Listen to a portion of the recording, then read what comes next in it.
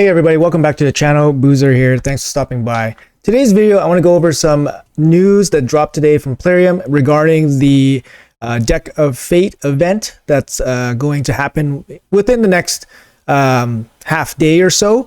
There's also something of pretty strong importance that you might have missed from the news drop. So I want to go over that and what that actually means for you and how that will impact you moving forward in the next day or so. So let's jump right into it. All right, guys. So first of all, Plarium dropped this news just above the top right left-hand corner here. There's going to be a 2x Primal Shard event. So Primal Shards, as we all know, are pretty darn hard to get. So here's my, I have about 40 Primal Shards, but that's because I've been saving them for a while and I do live arena and stuff like that. But even live arena only gives you about 4 a month if you're like really on top of it. So I've been saving this for a while, and this event dropped and it looks kind of enticing, right? It looks kind of enticing. There's going to be a 2x chance of getting epic, legendary, and mythical champions from these shards. So if we want to look at the rates are not very good, right? So now we'll have a 32% for epics, 2% for legendary, and 1% for mythical. This is the best rate boost that occurs for Primal Shards. So it is a good time to pull your Primal Shards. However, it is part of the Deck of Fate event, which I've been basically strategizing to full skip. Because the reason why the Deck of Fate event is not very good, especially if you rely on it for the remaining Armanz Titan points, is that it's a total gamble. And you're not guaranteed the points unless you can guarantee that you can finish all the cards. So with that being said, I wanted to full skip it, and it looks like I'm perfectly in line to do that. They provided a pretty juicy event here with the Primal 2x boost, which is, like I said, the best time to probably pull Primals. So they're definitely trying to entice you to pull your Primal Shards here. They've also provided a progressive event, so there's some boosts on some champions here. So let's go over some of the champions real quick.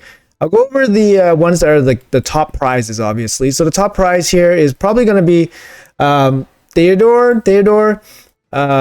Really good champion, obviously very good for like soloing content, normal dungeons. Slap him in some regen gear and he's going to do a lot of work for you for like normal dragon, normal ice golem.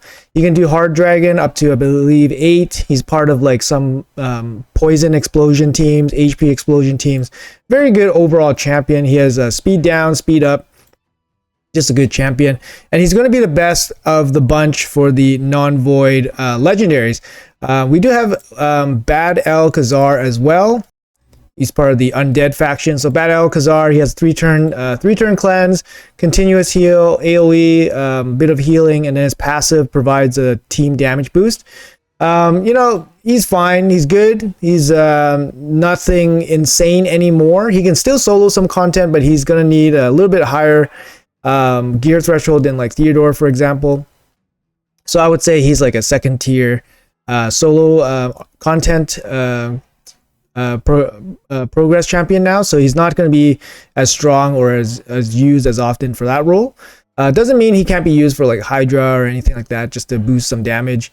Also, the cleanse is very useful. Lastly, for the non-voids, we have Mr. Cavalax. Where's Cavalax? Cavalax, he can do some pretty cool stuff with his poison detonation. So at the start of your turn, you place 4 poisons right away. So that's kind of cool. He doesn't necessarily need to take a turn, for example, and he doesn't necessarily need books if you just want to use him for this passive. Speed in all battles is also very good. But he's going to be a kind of a niche champion. He has a max HP AoE hit here. It feels like it doesn't hit as hard as like other enemy max HP. So I think the multiplier is a little bit lower. And he hits harder, single target hits harder for every poison. And then he has a chance to increase the duration of poison debuffs. He's an interesting champion. He was I don't know if you guys know the story behind Cavalax, but he was basically created by a fan. Like a fan drew him up, and then Plarium took his design and then said, hey, here's your custom avatar. Thanks for creating a champion for us. And then they made it into Cavalax. So it's actually an interesting story, and I think that's like the first of its kind where Plarium like literally took a design from a fan. Free labor, I guess. But yeah, so that's the story of Cavalax. After that, what do we got? We got Zavia. Sorry, I skipped Zavia. Zavia, same kind of idea. She can do the poison explosion stuff. Zavia, yeah, she looks cool. You know who she reminds me of? Ashley Olsen. I don't know if that's who they based her character off of, but she reminds me of Ashley Olsen. You know Ashley Olsen, Scarlet Witch from the Avengers. Come on, guys. Come on, guys. Don't leave me hanging here. So you got a triple hit. That's good. I mean, you can use that even for Fire Knight if you pull her. She got the AoE slam here, and then she has the, I believe, block revive. Yeah, she has a block revive on her A3. You know, in low arena, you might run into her, and she might actually do some work for you. Yeah, she's interesting. She has a combo with Bellinor too. Bellinor got better after his buff, but you know, he's a Void Lego, and he's not really the Void Lego you want to get. But she's okay. She's okay. You might be able to use her in some cool, fun poison explosion comps. After that, for the Voids, Voids not looking too hot here. We got Supreme Kale. You know, Supreme Kale is like, he's probably the best of the Supremes. You know, he's probably the best of his Supremes, right? He has an AoE increased accuracy for your team, which is cool, and then he has a decreased resistance against the enemy. So you're getting more accuracy, they're getting you know they're getting less resistance. Therefore, you don't need a lot of accuracy to apply your debuffs. Like that's so he makes team building a little bit easier. You know, he has another AoE here where he applies poisons. It can't be resisted. His kit's kind of cool because it doesn't really require accuracy. Yeah, it doesn't really require accuracy. Like this debuff cannot be resisted. This debuff cannot be resisted. And then this is a buff, right? And then this debuff cannot be resisted. So it's kind of cool. He doesn't need accuracy in his kit. And he might be the best. He might be the best of the Supremes. After that, we're looking at Venus, you know, she's a good champion. Venus is a good champion, especially for Hydra. She's a great champion. She obviously has her couple bonus with Cubitus, makes them very, very powerful. AoE, decreased defense, and weaken. I mean, you know, it's the same as Lydia's, except Lydia's gives your team increased speed and increase and strengthen as well. So it's not as good as Lydia's. Her A1 has a chance to place poison, so it's not bad against like Clan Boss, for example. And then her A3 is an HP burn. Again, not bad for Clan Boss. Hydra. She can do some damage, right? She can do some damage. She also has like a strip. She also has a strip on her what is this, A4? It's kind of cool. Oh, but it's a partner bonus. It's a partner ability. Sorry. Only available when Cupidus is on the same team. Makes sense. But yeah, she's a good overall champion, good overall kit, good for Hydra, good for Clan Boss and stuff like that. But as a Void Legendary, she's definitely there's definitely better ones out there. So, but anyways, those are going to be the legendaries. We can go over the epics here real quick. You know, most of them are pretty good. Venomage from the Lizardman faction here. He's very strong for the Lizard, Secret Room, and Doom Tower. He's good for Clan Boss as well. He has a decreased defense, decreased attack. He brings poisons. He gets a little bit of damage mitigation if they have heal reduction. So it's a good champion for like boss encounters. What else we got? Then we got Eurogrim here, Ogren Tribes. Eurogrim used to be like the solo goat. He got speed in all battle aura. He's got the placing 2 poisons. He's got some self-sustain. He's got a single target cleanse, and then the A1 double poison. You know, he can still solo content like normal dragon, normal ice golem, but his gear requirement is kind of high. It's going to be higher than like Priest Ornn, for example, from the Sylvan Watchers. But he can still do some work for you. He's good in faction wars, and he brings the speed aura, of course. After that, we have a Kentum. A Kentum is an excellent champion. He brings the AoE Hex. He's bringing tons of damage. He's bringing poisons. He's bringing speed in all battles. Great champion. Great for bosses as well. After that, what do we got? We got Ashmail. I think Ashmail is, yes, Ashmail here. Looks like the White Queen. What she do? Double hit poison, chance to place big poisons, AoE weaken on a 3-turn, and then a AoE 3-turn, increased duration of buffs, increased duration of debuffs. And then she has some self-sustain on her passive. I mean, not an overly strong champion, but maybe some use somewhere. Not overly strong at all, actually. Maybe for Clan Boss, she could do something. Lastly, we have Del Ja, I think a lizardman. I think he's part of the Mikage fusion. I think she's part of the Mikage fusion here. So if you need her, she's going to be part of the epic slot, so you can slot her in. Not sure what he really does. Passive. Oh, 30% counterattack. Yeah, she's pretty annoying. I ran into her in one of the stages in Centranos. But yeah, I think her main role is to be a piece of Mikage. But anyways, those are the epics. That's the event that's going to happen for the weekend. Primal Shard boost, best time to pull primals, but you know, not the best event to go along with it since we have the Deck of Fate. Speaking of the Deck of Fate, let's jump into that right away. So there is a news drop for the Deck of Fate event, something that might be of extreme interest to you guys, especially for you guys that are feeling that you might have been short points.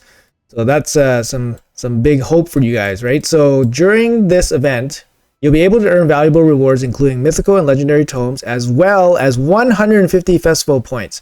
So if you recall from my previous video, we were basically expecting the Deck of Fate to be the full skip. So minimum 250 festival points in the Deck of Fate. Here, this announced that there's only 150 festival points. It's going to be allotted over 5 cards only. So I haven't done the math for it, but you guys can kind of work out the probability of getting how many points you need based on the 5 cards that you need to flip. So for example, if you need to flip all 5 cards and you only have enough coins or whatever to flip 10 cards, then you guys can mathematically math out your odds of doing so. But this is actually a pretty big surprise that it's only 150 points. That means that if I pull up my calculations here, so up until this point, today is Wednesday, if you completed every single event, you would be sitting at 1,200 points. That means the remaining events will give 500 points. So we can have a better picture of what the remainder will be. So we know that the Deck of Fate is 150. We were expecting this to be more. That means there's going to be points allocated elsewhere. As far as we've seen, the Fire Knight and the Ice Golem, they were only 50 points each. So we can put 50 points each. Okay. And then as far as we know, Classic Arena is only 30 points. Okay. The previous Dungeon Diver was 170 points. And it was the same duration. I double checked. So that leaves us with 150, 200, 250, and 450. 250, 450.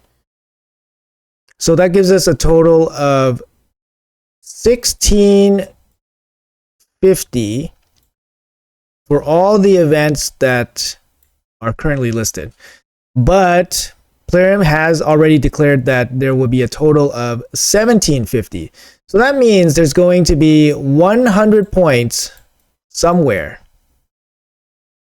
So where are these 100 points going to be?